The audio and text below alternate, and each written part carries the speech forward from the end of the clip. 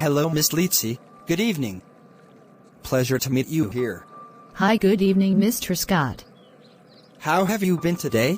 Excuse me, I didn't really understand. Can you please come again? Oh dear, Miss Scott. This is a formal way of greeting. Awesome.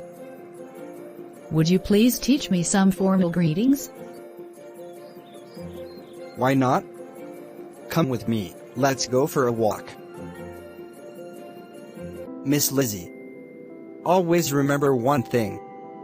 When greeting someone in English, it's important to use the right level of formality for each situation. How do we know the right level of formality?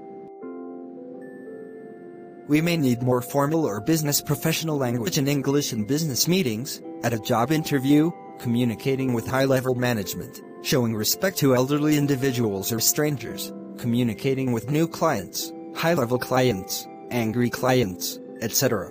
Okay, now teach me how to greet someone formally.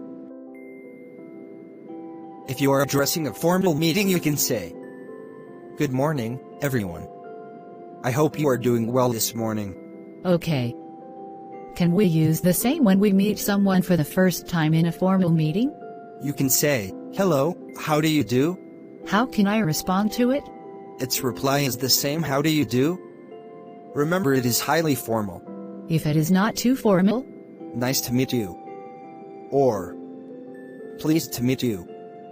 And its reply is, "Nice to meet you too." Okay, Mr. Fernand. Good morning.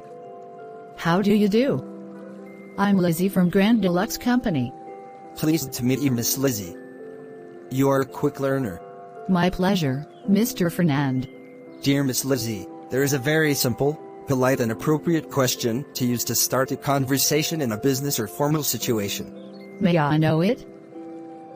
Of course. It is, "How have you been doing?" Or, "How have you been?" Now, I know pretty well how to greet someone formally.